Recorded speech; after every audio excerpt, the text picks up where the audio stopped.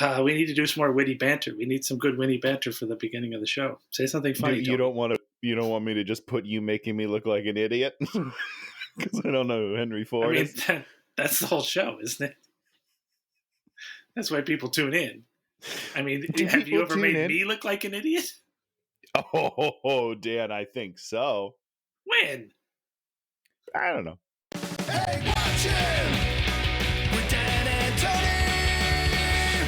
Hey, watch him with Dan and Tony. It's like watching, yeah. Welcome to Hate Watching with Dan and Tony. I'm Dan. And I'm Tony. And we're a couple of assholes who talk about movies that they made in the past, and we try to hold them to the highest standards of quality. You know, we expect these mediocre directors to be as good as like an Akira Kurosawa. The best. I don't think, Dan, I think if we went and asked these directors, I don't think they would consider themselves mediocre directors. So I think that's a misnomer. I think we're expecting a lot of these people who expect a lot of themselves. All right? They expect especially this guy, Chris something. We're gonna talk all about him. We are? Oh, of course we are. You didn't do your research on him? Dan, in the history of this podcast, have I ever done any homework at all? That's true. Tony has an issue with reading. He's an actor who has to read and deliver scripts, but he chooses not to read them. Well, of course, generally I'll just have my wife read the lines out loud and I'll be like, okay, I think I get the idea. And she comes there and she stands off stage. Now is the time of winter. Now is the time of winter. Now is the time of winter. Done. Easy peasy. Nobody even knows. So yes, this month we're doing video game movies, which is all good. You could probably do close to a year of video. Well, you could do 2 months. As many as there are, you could do an episode for them. Yes, there's probably only a few more that we have to cover, but a month is probably a comfortable amount to cover the main ones that need covering. That's true. 2 months, because we're going to have to do Hitman at some point. The first one or the second one? Agent 47 or the Timothy Oliphant one? The Timothy Oliphant one. Oh, I loved him. I love him. Just because of that haircut. He just cannot be bald. He looks so terrible. Full disclosure, never saw it. I've never seen the movie, and I was like, I love him to death, and I don't think I want to see that movie because of that reason. As I remember, it's not that bad. It's just he just looks so weird bald. So dumb. It's just his head does not. You know, if you were that bald guy, you would do something about that. I would wear a hat. I'd wear a nice fedora all the time, maybe. Block the sun. You'd go all Newsies, and get the, whatever. I love Newsies. So this month we're doing video games, and Tony got his pick, and he picked. What'd you pick, Tony? No, Dan, this was your pick. Oh wait, I picked Wing Commander. Yeah, this is my pick. I mean, because I never would have picked this as a bad movie. This is in the echelon of greatest video game movies of all time. So I picked this movie because I know that Tony loves FPJ. And I really do. And I don't think we can stress this enough for anyone who doesn't know me. Like, it's a real deep-seated adoration. And at some point, maybe I'll share a story. I've met him one time, but I also met his podcast co-host, Josh Wolf. He has a podcast. Oh my God. Whoa. All right, I'm going to pimp their podcast. Everyone stop listening to this dribble and go listen to the Prinze and the Wolf podcast. A+ material. It's so good. Josh Wolf, Freddie Prinze Jr. What are they just talking about life? About life. Josh is a comedian. Very Prinze funny. No, Freddie Prinze is he's like a real dude, He's like the epitome of all that it is man. All right. Anyhow, they have a great podcast. Go listen to it.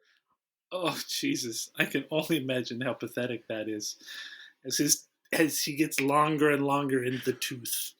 It's not a video podcast. Yeah, it's true. Oh, that's true. It's not a video. You don't have to look at him, so it's much better because of that. But you're going to wish you were, because he's a beautiful man through and through. So I've wanted to do this movie since the beginning because this looks like it's amongst the worst of the Freddie Prinze Jr. movies and also amongst the worst of all movies ever made by humankind. Now you lost me. I was with you on the first part, Dan. It is one of the worst of the FPJ movies, but of all time, I mean, no way. Here's like a mediocre movie. Here's the best movie ever. All Freddy movies are in this range here, somewhere in the top 10, 12% of all movies of all time. I think that's fair to say.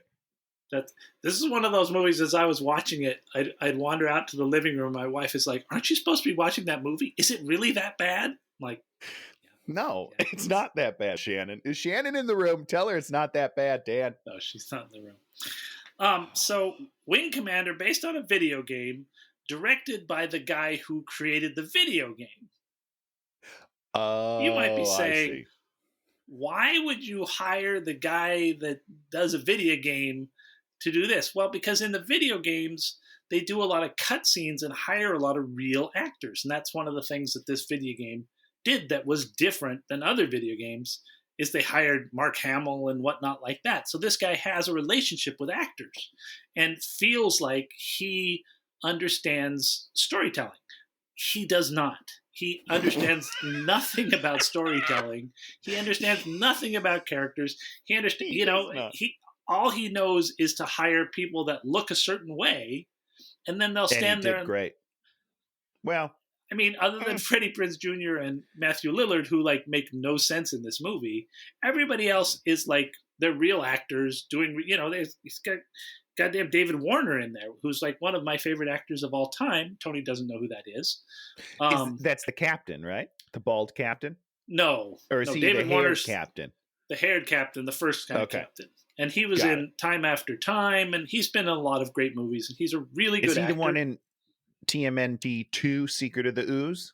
He could be. He did a lot of more charactery work near the end of his career. He's never a lead actor, but in Time After Time, he is the main villain. He plays who does he play? He plays Jack the Ripper. Great actor. Yeah, I mean all the Jack the Ripper. Oh yeah, it's H.G. Wells. You don't know who H.G. Wells is, do you, Tony? I do know H.G. Wells. Come on, War of the Worlds, baby. There it is. So H.G. Wells travels in a time machine. Tom Cruise was in that movie. That's why I know that, Dan. Just FYI. Tom Cruise teaching Tony about the world. Everything he knows from Tom Cruise. Great. Yeah, he comes forward in a time machine, and then Jack the Ripper follows him in the time machine, and so then Jack the Ripper is in San Francisco in current times. Time Out. That's a movie? Time After Time. Yeah, it's a great movie. I'm almost positive they also made a show based off that in the past decade. There's whatchamacallit, the Reed Richards dude plays. Yes, yeah. Timeless. Reed Richards. Timeless, yeah, that Timeless. guy. Timeless. That was a great show. Kind of interesting show. So Wing Commander, this guy, they give him this directorship because this is a big game, huge game, and this guy just doesn't understand the level of storytelling necessary to make a real movie. I'm not arguing with you yet because I agree with that, and I agree that he's not good at building a character arc. But other than that, everything good. The aliens are terrible. So other than those three aspects of a sci-fi adventure, story, character, and aliens, it's great. Yeah. Okay. So this guy, I watched this whole documentary about this guy. So I was like, I want to see what he's been up to. So they made these Wing Commander games for a while, and then he came up with this game called Star Citizen, I think 10 years ago. And he has been continuously crowdfunding this game for 10 years, and this game has not come out. And what they do is... Yikes. Every time a new real game comes out, he says, okay, yeah, our game's going to have all that too. And then he just keeps adding adding stuff. Yeah. And these people keep giving him money, and these players will spend thousands of dollars. And so instead of like playing like a normal video game where they try and get 50 cents out of everybody, what these guys do is they try to get thousands of dollars out of the whales, the real big spenders. And so they will literally design you your own personal ship. There's like one ship I think you could buy, and it's like $24,000 or something crazy. As for virtual Dan, as bullshit. Someone who has contributed to numerous crowdfunding video games, I understand the pain of a game that's like been in development for multiple years, and you're like, you know what? That one's just got to wash that one off, move on to the next because that game's not coming out. They took that money and they ran. And it doesn't, I mean, of course, I guess this guy has bought a number of mansions while all this is going on, but they've raised over $300 million towards this game. Wait. What? $300 million for a video game? Like the one game that Cyberpunk game came out, and it cost $300 million to make. Sure, and it's terrible. It's glitchy as all hell. It should have gestated a little bit longer. They released it. They had a release date, and they're like, we have to meet it. They shouldn't have done that. The patches that are slowly coming out and making it better. Whatever. That's a different podcast. But Dan, that is an insane amount of money. You know what he should do with that $300 million? Have spent Wing it on Commander himself. 2 starring Freddie Prinze Jr. Yeah, we should definitely get that information. He should, when he listens to this show, he's going to be like, good God, get these guys on the phone. That's right. If you're listening, sir, I know FPJ relatively not at all. I met him once on the street. He came to one of our wrestling shows, and he was leaving early. I'm pretty sure he was sneaking out because he was embarrassed that he was even there. I don't know, but I was I was hiding in the alley because I was getting changed for my next character, and he walked by, and I was like, "Hey, Freddie!" And, he was nice. He was very nice. So he like talked to me for a couple of seconds, and I was like, "Well, I gotta go do the show. Sorry, you're gonna miss it." He's like, "Yeah, man," and then he left. But I still met him. It was great. I don't know where that story was going, other than I just wanted everyone to know that I've met Freddie, and we're in love. See, the greatest thing about that story is you think that's a story to tell to pump you up. We all know that is a story that makes you look so sad and makes Freddie seem even sadder than you. Well, that he would fake to go to your show and then bails out. Like, man. Yeah, the bailout was unfortunate. I'll agree with you there. But we've had a lot of famous people come to the shows. We're trying to get people to give us money. Like who else famous has come to your wrestling We've shows? had a couple of directors come, and then we had the whole entire group of Critical Role came one time. I don't know. I don't know who these people are that know people, but they're like, oh, you should come to the show, and then everyone comes and they're like, what the fuck is this show? And then they leave. So I don't know.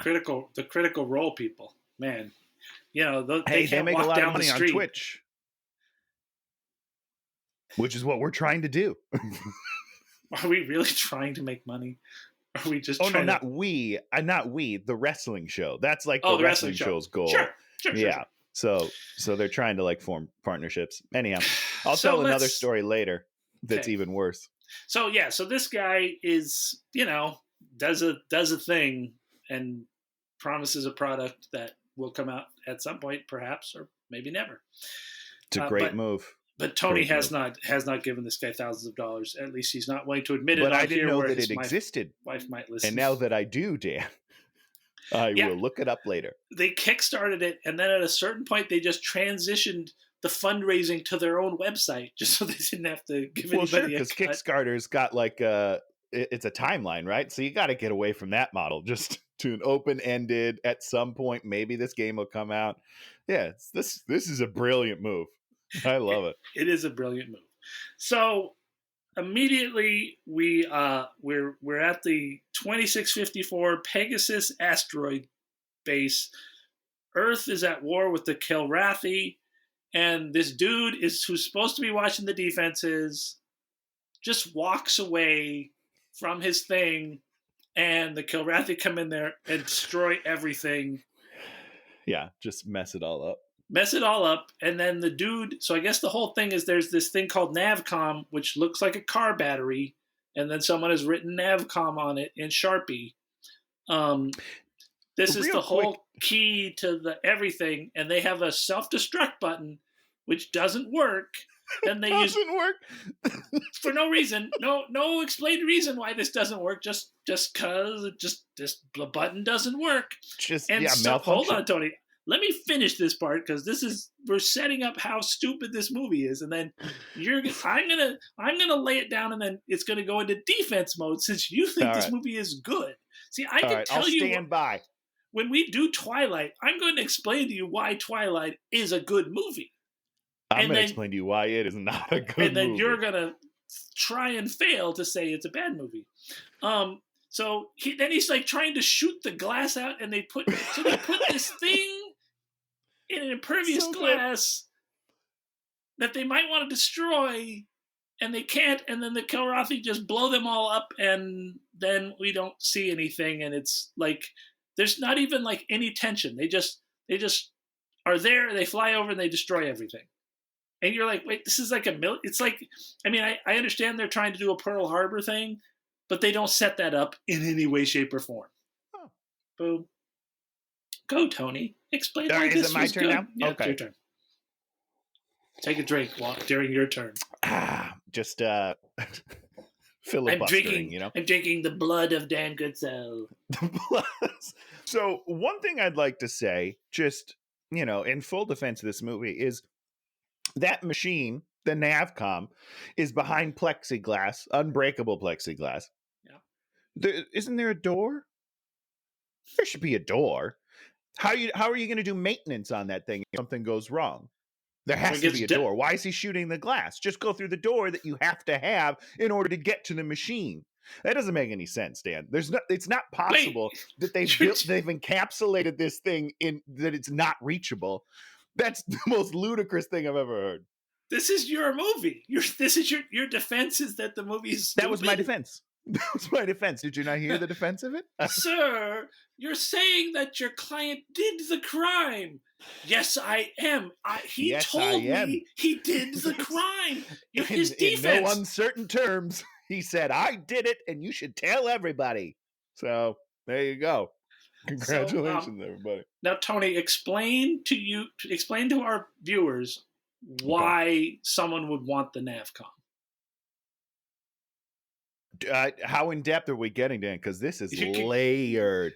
So the Navcom is an artificial intelligence that kind of produces coordinates that'll help you navigate a jump through an unstable. What is it called? It's not a nova, black hole. I don't remember what exactly it is, but it helps you jump through a space-time portal thing to get to a different part of the universe. And regular humans can't do it. But these people called the Pilgrims, who have kind of evolved into this superior species, if you ask them, have this uncanny ability to navigate through these portals in their mind. So this Navcom is built based off of the Pilgrim's mind to try to anticipate. But, as we learned, Freddie Prinze Jr. being half Pilgrim is still smarter than the Navcom. So he's a god. Okay. So we sort of see where we're kind of going with this is the Pilgrims are these people that have a power like the Force. Okay. Another ripoff. And then we have this sort of navigational thing, which is kind of like in Dune, where the navigators have this ability to navigate. And so it's another ripoff of some real good science fiction. I would like to say that it's really only a ripoff of Dune. I don't think the Force is inappropriate because there's no other powers. There's literally only navigation. But when Freddy's doing his navigating, he sits there and he types numbers into a little keypad. Very fast. Very fast. This is a skill that people have gotten by traveling out into the world. They have the ability to type a lot of numbers into a pad that don't really correlate to anything that we can see or understand, but they're doing it. It's like high-class data entry, It's kind of like the Rubik's Cube, It's kind of like they're doing the Rubik's Cube. And those people that do it with one hand, I mean, that's impressive stuff.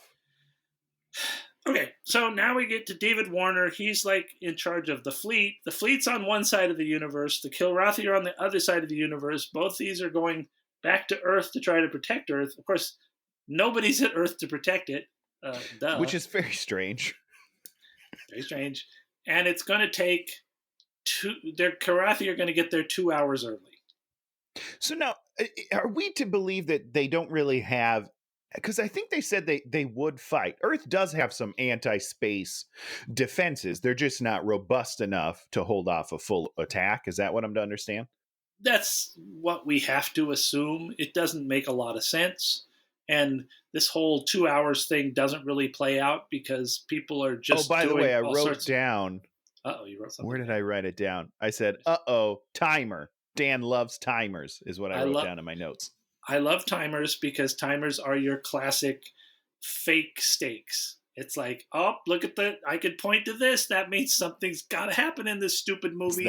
You're darn right. But this movie is so stupid that the timer, they don't even know how to reference their own stupid timer to try to bring in some false sense of excitement. So space communication, because I was trying to understand this in my head. Do you need a line of sight? Like, why can't they communicate?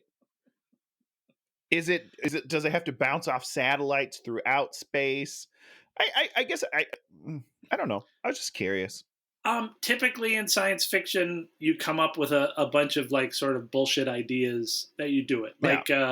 Like in Star Trek, you have subspace, which is some sort of ether that they can go a certain amount of distance. It's ostensibly you can communicate a certain distance, and then it has to ping pong around. This movie, of course, doesn't make any sense because now he calls Freddie Prinze Jr. Freddie Prinze is on a ship with Matthew Lillard. They're brand new pilots. Fresh out of the academy, second best pilot in the academy. Great joke. Great running joke, Matthew Lillard. Is Freddie supposed to be the first? I never quite understand. He uses this joke about 12 times, and I've never is he trying to imply he's the best, or Freddie's the best, or he's second to Freddie? Freddie is the second best. I don't think Matthew Lillard considers himself on the scale. I think that he's somewhere down in the 50s, something like that. He uses it as an icebreaker in the next scene, if you remember that. I honestly don't know, Dan, but it's great. Yeah, it's a joke they keep going back to, and it just never lands and is just flat as you can't even imagine. So the two of them are on this other ship that's going somewhere, and so instead of like sending like a drone or something, they send him the information, and then he prints it out on a magic disc, and then he's carrying the magic disc. It's one of those like mini discs. Yeah, it's a mini disc. Remember those? But it's magic. I used to have that. And so then Freddie Prinze is like, why me? Okay, first of all, they explain that this was the only ship heading in that direction, had nothing to do with him, and then... Dan, no, wrong. It did have something to do with him. Not like a ton, but your guy, the doctor from Secret of the Ooze, he says, who's on that ship? And they name the people that are on the ship, and he's like, Blair, bring up the ship. I need to talk to them, basically, because he heard the name, and he's like, I fought with his dad. I know him good. He's going to be a great guy. So it had a little bit, wait a happenstance. Second. But he says, why me? And the guy says, I knew your dad. No. Right. The answer to the question, why me, it's because, well, you're the one heading in the direction that I need you to head. It has nothing to do with your dad. I already figured this out. I talked to my wife about it last night. Yeah. And the answer is, Dan, is he didn't want to put that much pressure on him and be like, you're literally the only hope. Because as my wife pointed out, that would be very Star Wars to say, you're our only hope. You're our only hope. Exactly. Yeah. So they don't want to go that route. So they're like, you know what? I'm going to make it personal. I'm going to connect with you on a personal level so that you have a personal drive to complete the mission. He's thinking, David Warner for the win. Was that his name? Yeah, David Warner. So where are they right now when they're heading out? Space. Where in space? Just in the cosmos. Are they near Earth? Are they near Earth, or are they a long ways from Earth? I think no. Right? Okay. The implication is they're nowhere near Earth. And then later on, they use something at this beginning part. Yeah, is near the Earth. Scylla or whatever. the gravity well is Yeah. somehow right next to Earth later on in the like at the end of the movie, and it just doesn't make any sense. But you're right about that. So they're on this ship. We meet the other guy on there, whatever his name is. He has a name. I don't really care. Another actor. Dude? Yeah, another actor you will recognize from movies. I'm like, oh, I've seen him before. He's good.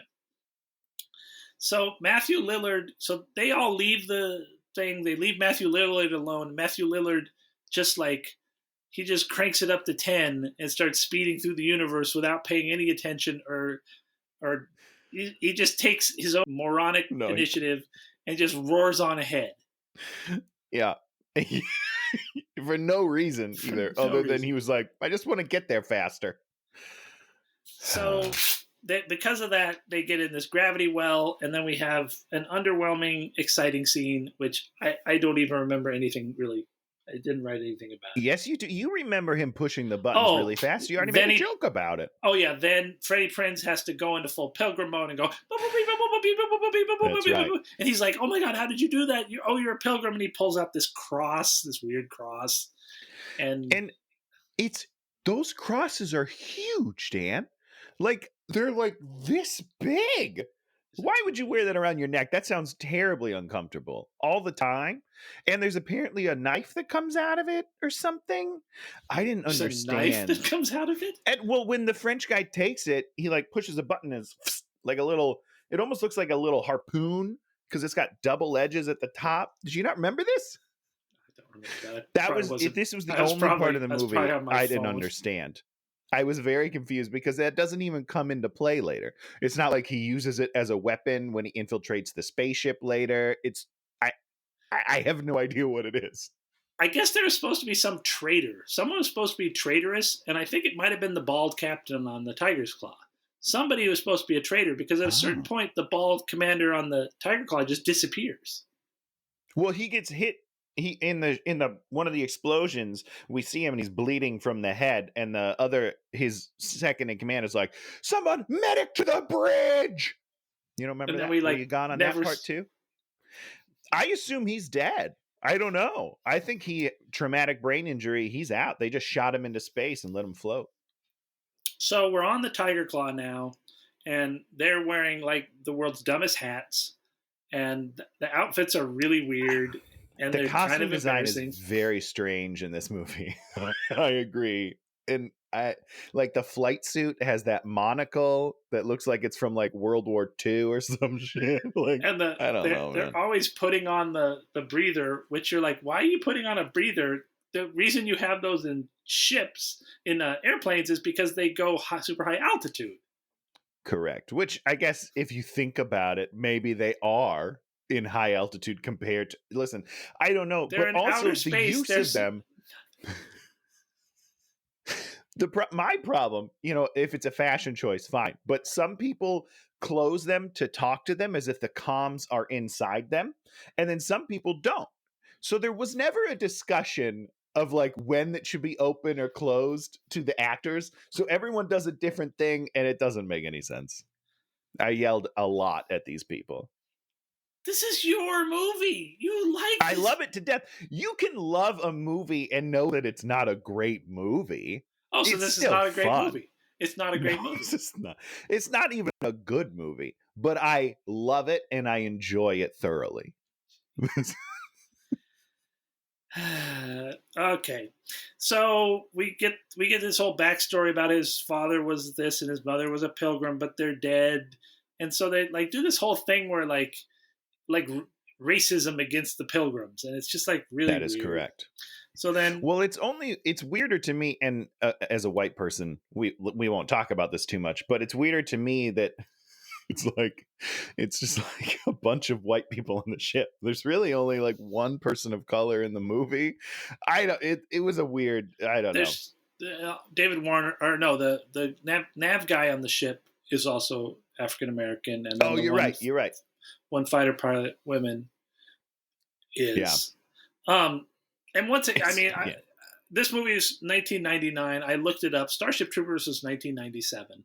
And it's like, once you see Starship Troopers and you try and make a movie like this, you're going to make a bunch of mistakes because Starship Troopers is a fun movie. And this movie, It is not very fun at fun. all. And See, now I disagree with that. I think they're both equally fun. And if Freddie Prinze Jr. happened to be in Starship Troopers, it would have been an instant classic. Would have failed miserably. So he gets on the flight deck and he's all like, jumps in a ship and he's all like, I'm flying. I'm a big boy. And then this grease monkey comes over there and she like starts quizzing him. What do you do? What would you do? What would you do? You're dead again. And then she says her great line, it's like a Kilrathi gangbang. Yeah. I'm like, that's like Tony's dream is to see the Kilrathi gangbanging Freddie Prinze Jr. The cats? The cat species? I'm going to pass on that. You don't want to see them gangbanging Freddie Prinze Jr.? I don't want to see them at all. I think showing them in the movie was a huge mistake, but we can talk about that later. Oh, yeah, we're going to talk about that later. So then we have this one of the scenes that I'm sure Tony really enjoys. It's Matthew Lillard meeting his new crew, acting like an ass, and like, I'm the greatest, but really I just brought you booze. And everyone's like, booze? What a great way to ingratiate yourself to new comrades. Bring them some alcohol, Yes. Loosen up, have some fun, guys. So, Taggart, that's the dude. So I write Taggart. the big chess game. Who's playing the big chess game?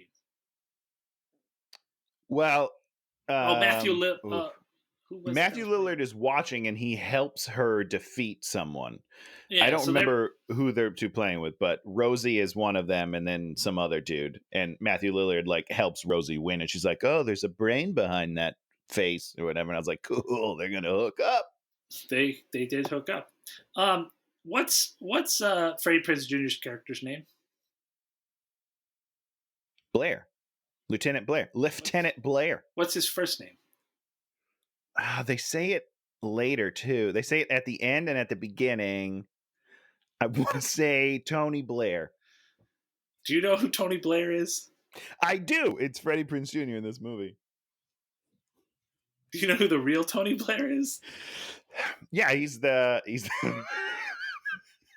I have seen Tony Blair before. Isn't he the guy that does all those videos that you would see? Are you talking about David Blaine? No, not the magician. Not the magician. Although I do love me some David Blaine videos. Tony Blair is the ex-prime minister of the UK. Politician. He's a politician. That's right. That's Freddie what Prinze Jr.'s character is called out. His name is Chris. Do you know what his do you know what his like call sign is? Like Matthew Lillard becomes Maniac, which is great. Yeah. Do you know what? Is it Maverick? Yeah, it is Maverick. I don't think they ever call him that in the show, but there's like a character in the stupid game, and his call sign is Maverick. And I knew it. How could you write that as your thing when Maverick is goddamn Tom Cruise in Top Gun? Well, because this is Top Gun in space. I mean, it's supposed to be. It is, Dan. I mean, sure, I get it. But the scene we just talked about, where is she a colonel? When he mistakes her for a grease monkey, I don't remember. I get all confused because these characters are nothing. But that scene is like straight out of Top Gun. When she's teaching that class and he's like, I do a MiG-5 inverted, whatever he's talking about. It's almost the same line. He's like, because he inverts. Probably is. They probably watched and just stole the lines because that's about how inventive this stupid. It's about how much they is. tried. So they're having the big chess game, and then we find out that Freddie Prinze sat in the ship he sat in was a dead dude who was Angel's boyfriend, and so he disrespected him by sitting in a ship like that. Like you're not going to bring somebody new to fly a ship. Give me a break. Well, shouldn't they have like taken the name off the ship or something? Because the whole thing is, in this crew, if you die, you never existed, which is a whole other thing that we could talk about, and it's the dumbest thing I've ever heard. They said that. I get it. Like, They say it a bunch of times. Dan, how do you not remember this? This is a running theme because then when Rosie dies, doesn't matter. Anyhow, so if they never existed, wouldn't you like erase his name off the ship? If he never existed, you would erase his name and you would just give somebody else that ship because you wouldn't care. Right. Yeah. If you don't exist, it's you very don't confusing. But he upsets everyone because he just talks about him and they're like, he doesn't exist. And he's like, yeah, I think he existed. I just sat in his plane, guys. And they're like, he doesn't exist. And then they fight. Well, they don't fight, but they're gonna fight. They act like they're gonna fight, and then she comes in and she's pretty hot. I'll give it that. Oh, really? I'm not a fan. Oh, really? Saffron Burrows? You're not a Saffron Burrows guy? I'm not. If that's who that is, I'm not a fan. What else is so now we have Captain and Taggart fighting. They're like, I don't trust the disc. Why should I trust this disc? I don't know this, that, the other thing. Because it came from a pilgrim. You would never trust anything that a pilgrim brings you. I wouldn't. Howdy, pilgrim. And then Taggart pulls out this ring and he's like, look at this ring. This makes me someone you have to listen to. I thought that it was a thimble. I didn't think it was a ring. It looked like it was big enough. The thimble of power. He who has this thimble can do sewing without ever poking thine thumb. Pretty good stuff. 2654, baby. Was I close? I can't remember the year. That was exactly right, ring. Tony. You were actually right. Yes. Oh, God, I love this movie. So the ring changes his mind, which we don't find out why for a while, but they give you a reason. It all makes sense. There's some stuff happens. I don't really care. Everyone does crazy landings. Oh, they go out and then they do crazy landings to show how tough they are and how cool they are. And then the wing commander goes, don't do that. Well, they're showing how many balls they have. That's like a big running thing in this movie. There's a whole balls thing. Balls. Wing commander always calls everybody, all right, ladies. And you're just like, oh, wow, it's really funny when you do a thing that you're acting like you're sort of being pro-feminist when it's really quite misogynistic in a certain way. Well, but it was 99, you know? Yeah. They're doing their best, I think. I mean, they're not doing well. So they go into a pulsar to try and get to where they need to be, and then Lillard, in being like a really smart guy, you know, in a real science fiction film, when you go and you do something dangerous, a dangerous move in a big ship, everybody straps in so they don't get injured. Matthew Lillard instead jumps off a chair so that they can do these two 3D shots, you know, a la Matrix. Yep. And they look okay, and he does that, and it looks okay, and then Wing Commander hits her head because she's an idiot too. Well, is it her fault? I don't know. So now they're by where the Pegasus station got destroyed, and they're out there sort of looking around, and then they're hiding, and then they run away, and then the mission is compromised because he had tried to save the Wing Commander.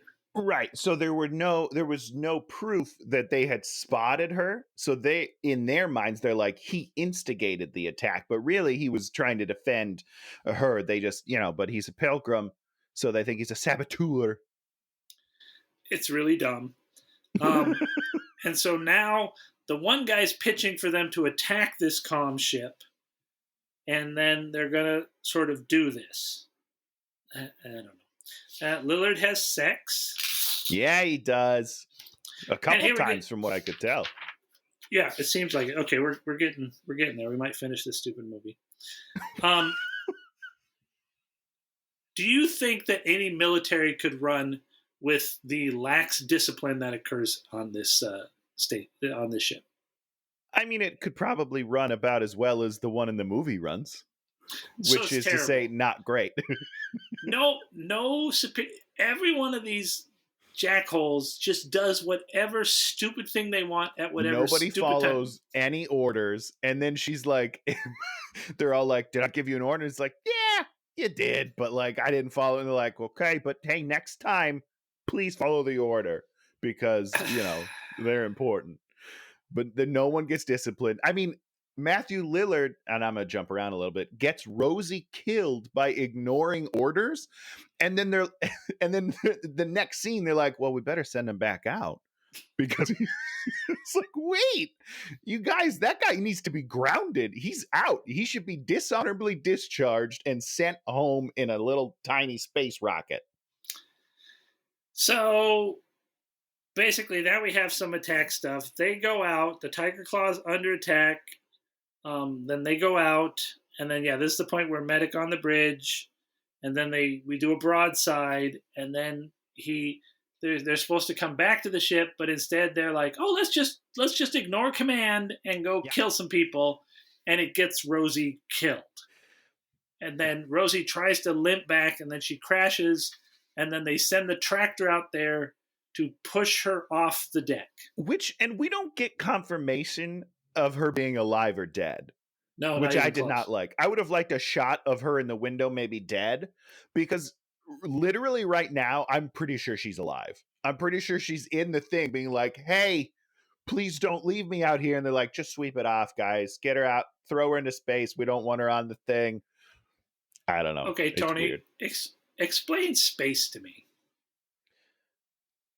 Explain space? What am I, a scientist? What do you mean? Okay, what holds us human beings here on Earth? Like, how are we able to walk around? Kind of depends on who you ask, Dan. Be careful. Some people don't believe in gravity. Yeah, and some people believe a lot of other stupid things. Some people think this is a fun, enjoyable movie. And It is that. And you know what? There is no gravity. Earth's flat. There's no gravity. So they're out in space, and so then they take a tractor to push Rosie's thing off of the thing. Are you going to say, it falls down? And it falls down. There is no down in space. There is no not up in only space. That, but she is outside of their bubble. So theoretically, where she is, there would be no gravity already, right? Yeah. So how do they land? Okay, so how do you land? Sure, but how do you crash? You know what I mean? Like, I don't. It's very confusing. The whole thing is confusing to me. Well, I mean, you have conservation of momentum, of course. Sure, but you're telling me, so in a spacecraft, you have no forward thrusters? You're telling me you don't have anything on the front of the ship that could go and slow you down? I mean, you should. I mean, that's the whole thing is, you expel stuff from the back, which makes you go forward, which still works in space. Or why didn't he just get in front of her and very slowly slow down and slow her momentum? Because that is what you would do in a movie that dealt with an amount of science. Space. Dealt with space at all? Yeah. We'd be watching. If she was crashed on the thing, all they have to do is kind of just go down, right? Because she's not going to go down with them theoretically. They don't need to sweep her off the fucking bridge. Just go, just turn your direction and let her float off. It doesn't make any sense. None of this makes any sense. How are there not people in spacesuits that could just walk out there and nobody owns a spacesuit in this movie? Not only that, but Matthew Lillard is calling for a spacesuit. So the movie makes you pay attention to the fact that nobody has a spacesuit on an entire spacecraft. And he's like, someone get me a suit. I'm going out. And they're like, we don't have suits. What are you yelling about? That's not a thing. So Wing Commander pulls out a gun and she's all like, I'm going to kill him. I'm killing him. And then I'm killing him. Freddie Prinze is like, he going to have to live with it. I'm acting. Oh, I got to live with it. Oh my God. Which is my favorite thing in the world. He's like, he's going to have to live with it. It's like, well, you're damn right. He did it. That's not a defense.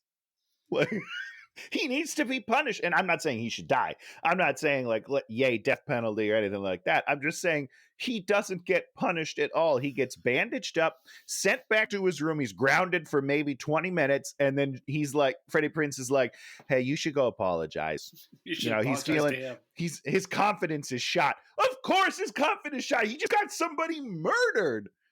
which is the opposite of Top Gun, which is where an accident happens and then Maverick's confidence is shot, and it wasn't his fault. You know. And the person murdered is the audience. So they land and hide in a crater for what reason we don't really understand. And they send off a little decoy, which they're following, but this other destroyer is following them, which It's hunting them.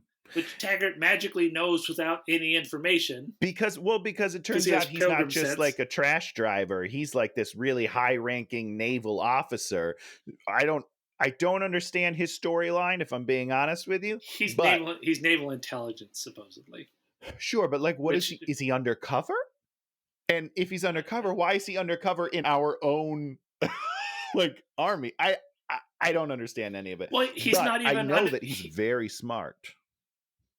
And he is can he a sense pilgrim? it.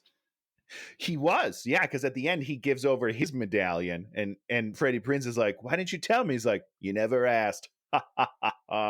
Great stuff, man. Why is cathartic? Why does stupid Freddie Prinze let everybody know he's a pilgrim since everybody hates them? Well, because he's still a kid, you know. He's still struggling with his identity because his parents are dead. It's tough. So the ship that's hunting them is nuking every crater, and so now we have the whole. You know, I'm the submarine at the bottom hiding from the thing above. That's, you know, so we're doing that bit. Yeah, honestly, the whole thing reminds me more of like a submarine and an aircraft carrier in the ocean, right? Just in general. Isn't that what I just said?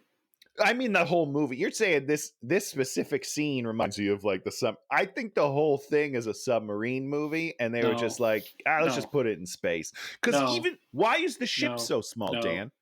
They walk into a room on a space, like this giant space station / ship, and the ceilings. Freddie Prinze Jr. is ducking to go through these ceilings. Well, that's one of the few things in this movie that makes sense. Is a lot of science fiction, they're like these cavernous places. Yeah. And the truth of the matter is, if you go on like any kind of ship, they're not giant caverns because that space is wasted. You have to carry that space with you. So you compact everything. Okay. So they're nuking every crater. They blows a hole in the wall, and Freddie Prinze Jr. is getting sucked out, but people standing 4 feet away are not getting sucked out. Well, he's in the line of direct wind. It's in the line of wind. It's always bad when you get in the direct line of wind. I mean, yeah, just take a step to your left, Freddie. Come on, man. But no, he's like, blah, blah, blah, blah, flip, flip, flip, flip, flip. So cool scene.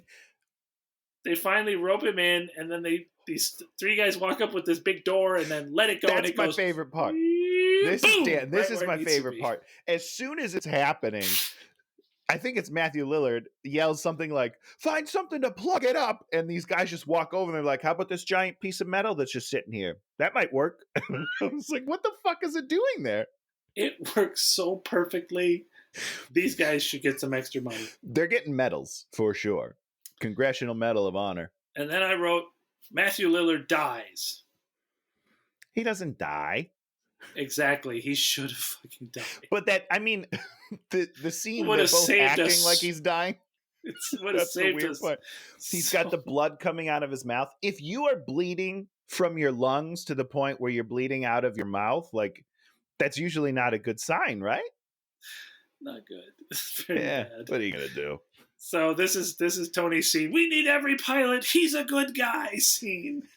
He's a good guy. Who cares if he's a good guy? He's a bad pilot. I don't care. You got somebody killed. He doesn't follow orders. Get him out of there. Now everybody dresses up as Space Marines because, like I said, this movie they saw Starship Troopers. Yeah. So instead of having characters that are pilots and Space Marines, we'll make a pilots and Space Marines. That's right. You got to combine the two. You don't want all those people on the ship. That's 2 people for every one role at this point. So you just smush them together. So now they're going to go back to this comm ship and they're going to invade it for unspecified reasons. There's something about Dan. I want to go back to my favorite scene. Hold on. I want to go back to my favorite scene. We're getting to my favorite scene. No, my favorite scene, which is where he's a good guy.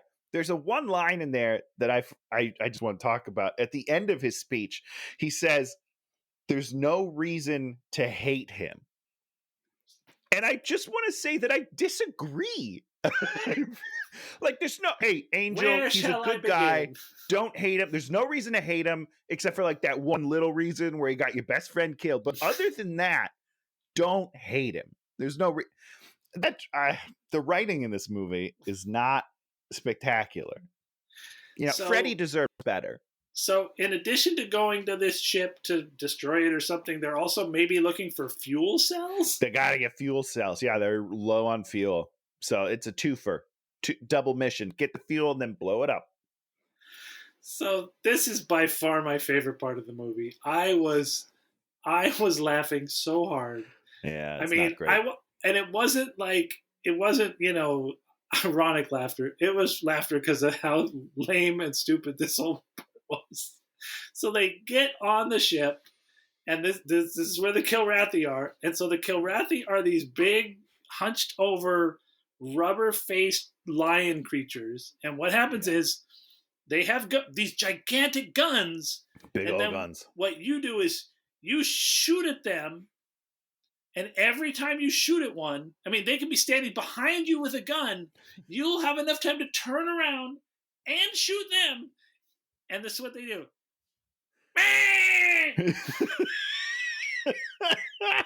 And he kills like 7 of them.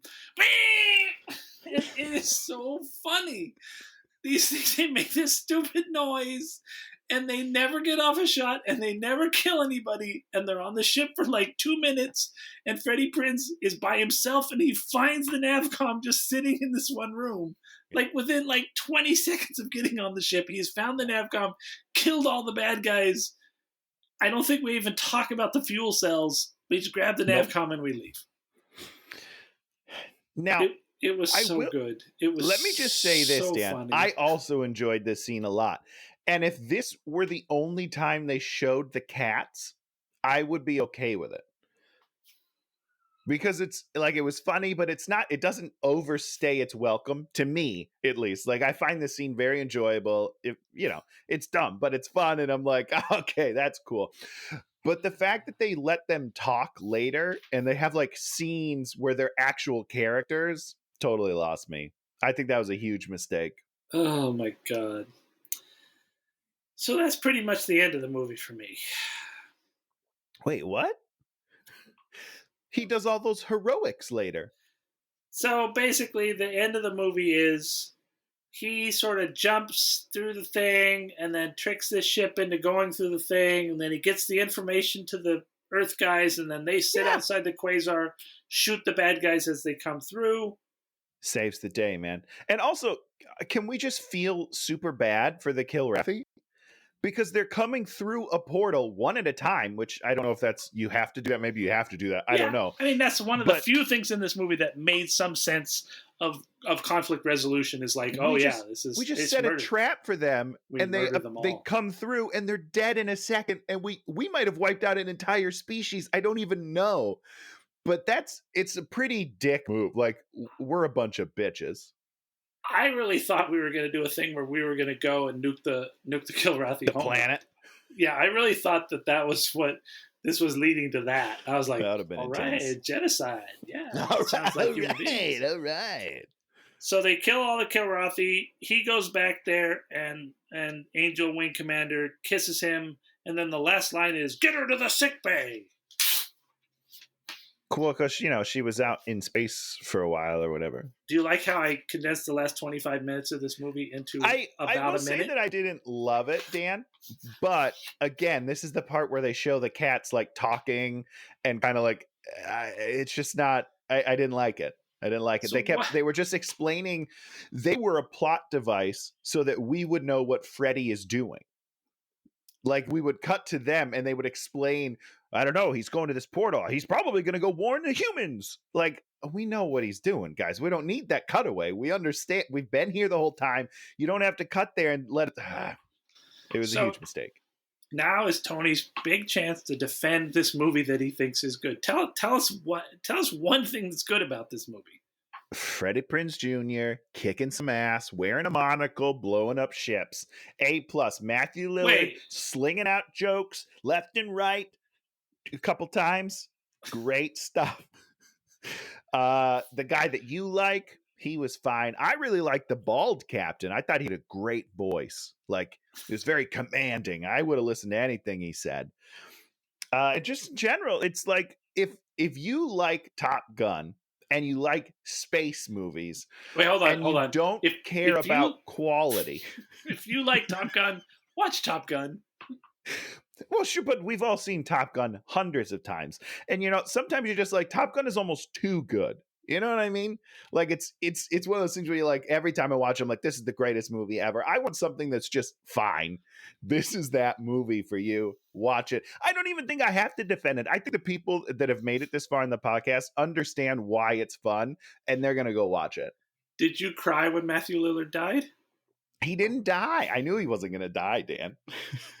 I pray to God he was gonna die. I pray to God. Please let him die, please. We're going to have to watch SLC Punk and get some real Matthew Lillard. Oh, great movie. That's a fantastic movie. Listen, I think, in all honesty, I think Matthew Lillard is severely underrated as an actor. Not all of his movies aren't great, but he deserved better as a career, I think.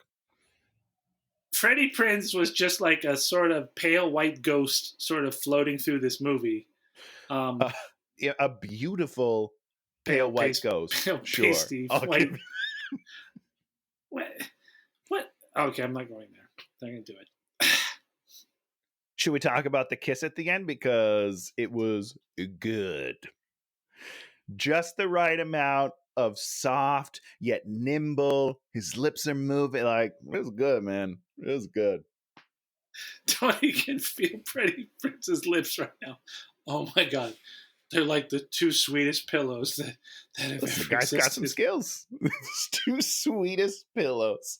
I love that. So when Freddie Prinze, when you saw him in that alley and you're like half naked changing into the frying pan man, are you like just looking at those lips going like, those there they are?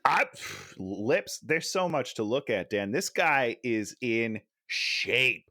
I mean, listen, he's cut up right now because he rolls jujitsu and he's very active, and he's got a lot of time because he's not working a ton. So he's pretty shredded. So Freddie, if you're out there and you're watching this, Tony's your bro. He'll like whatever. I'll play video games with you anytime, dude. Anytime, wow. Freddie. Anytime, Freddie. Hit him up. Mess it up on Sea of Thieves. What's your Xbox code so he can hit you up? Ace in Yo Face 7. It's yo, not your. I know. I made it when I was a kid, and I'm just not changing. I will never change it, Dan. Ace in Your Face 7, baby, coming at ya. Okay, that's funnier than the Kilrathi dying. That's actually fun. Well, it's as funny as the Kilrathi dying.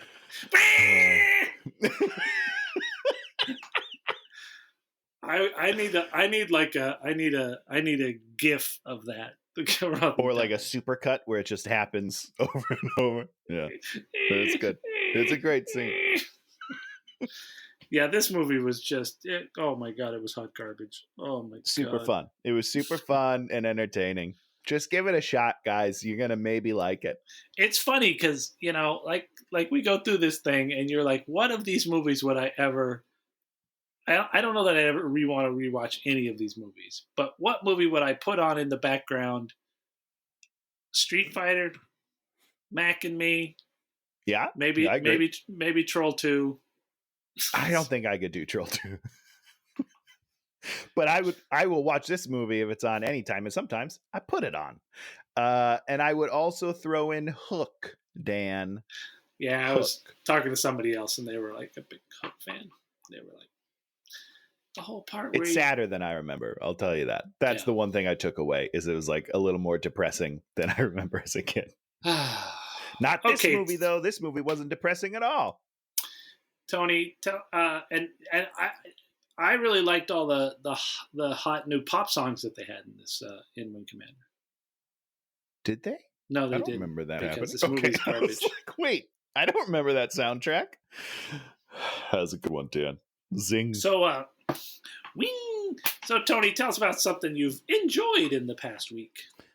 Well, Dan, I'm not doing that today. I'm changing up the game just a little bit. I'm going to hedge my bets on the future. So by the time by the time this podcast airs, February 25th will have come and gone. And so I hope that everyone out there who's watching this is already watching the Punky Brewster reboot that stars a Freddie Prinze Jr. Because I know I will be, guys. A plus, sight unseen, A plus. Is he playing?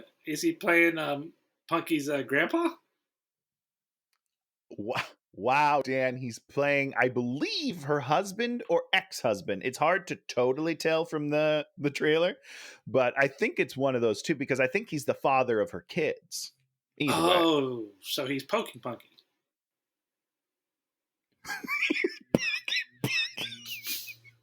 Yeah. Sorry. Yeah. I had to go. Freddie. So that's my vote for the day. Wait, what platform is that on? I don't know. It's not out yet. It's released February 25th. I'll look it up and see if it's on like a streaming thing or if it's coming to just. Is it a movie or is it a series?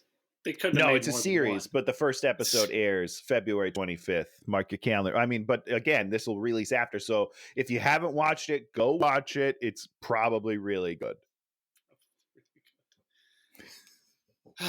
I'm What's your pick? Continuing with my love of British comedians, and I'm doing a show called Would I Lie to You, which is another. Yes. Have you heard of that? No, I'm answering that question, Dan. Yes, you would lie to me. Yes, I absolutely would lie to you. It's a British panel show with two teams of three people, and then in turn, each person like tells a story or recounts something that happened in their lives, and then the other group has to decide whether they're telling the truth or the lie after asking them a series of questions. And got it. They book some great comedic talent, and there's just a ton of it on YouTube that you can watch.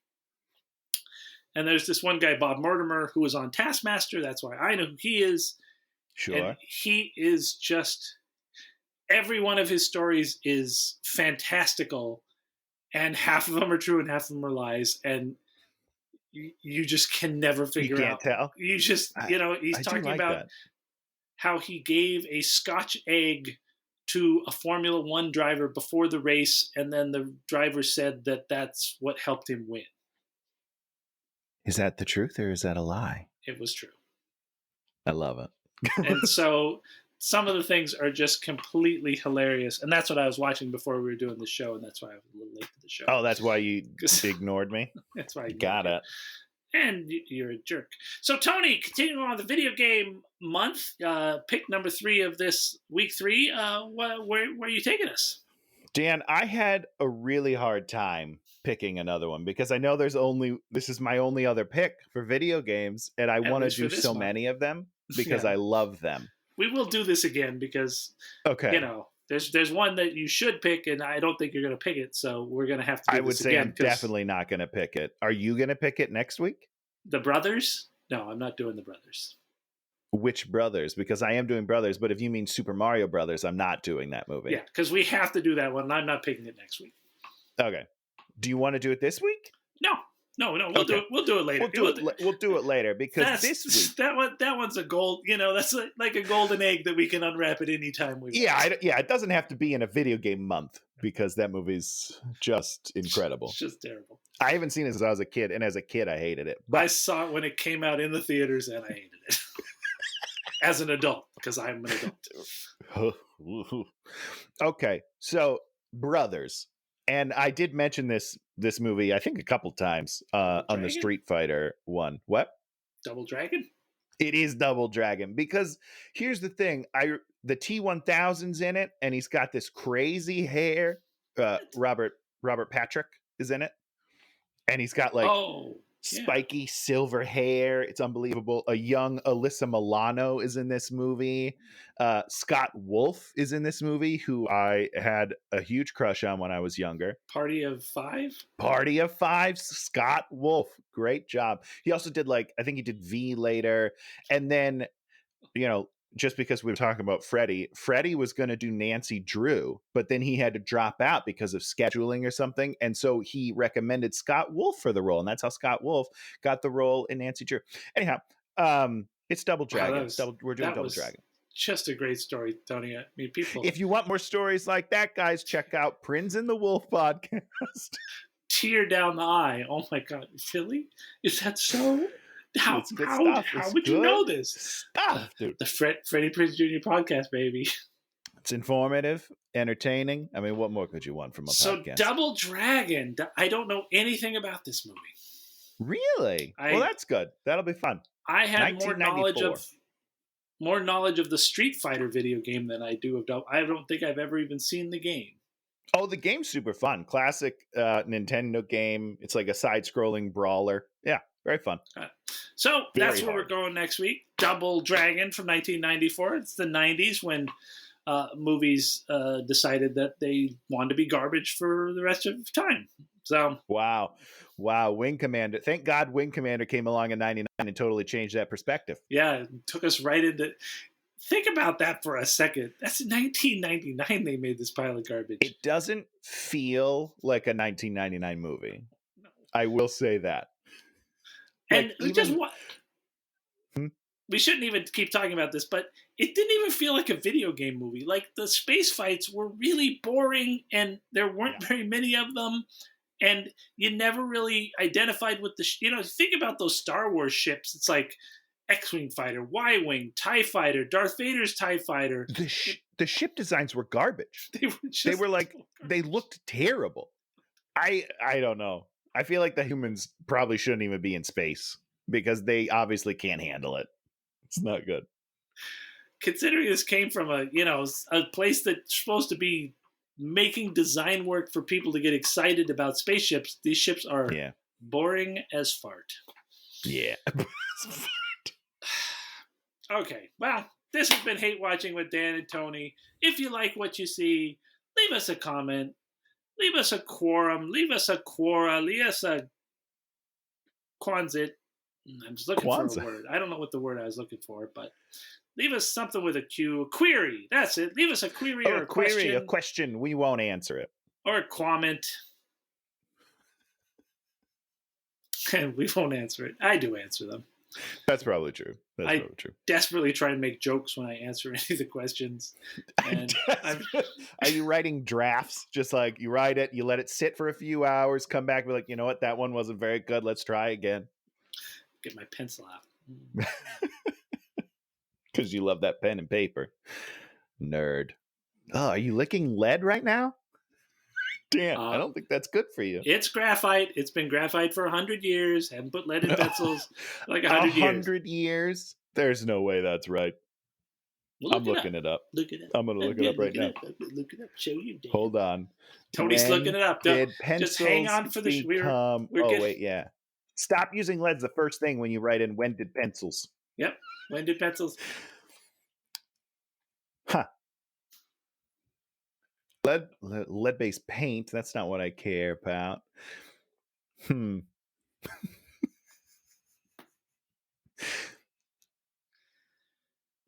paint is outlawed in 1978, but no one's telling me about pencils. Well, we're just going to have to leave this burning question till next week. Well, this is what I don't listen. Quora says that despite often referring to the inner part of a pencil as lead, pencils have always been made of graphite. That can't be right. Were they never made of lead? So I guess it's not been 100 years. So in some ways, you're right, Tony. It never was. I'll take it. I'll take that. I'll take this win. There's no way that that's right. Why do we call it lead? I am so confused right now. All right. Next week, I'll have an answer. I'm going to research the crap out of this. Yeah. And then forget that he even did that. Thus is Tony's life. Well, thank you all for tuning in, and we'll see you next week. Bye, everybody. You say bye, everybody, Tony. Oh, bye, everybody. Hey, watch him!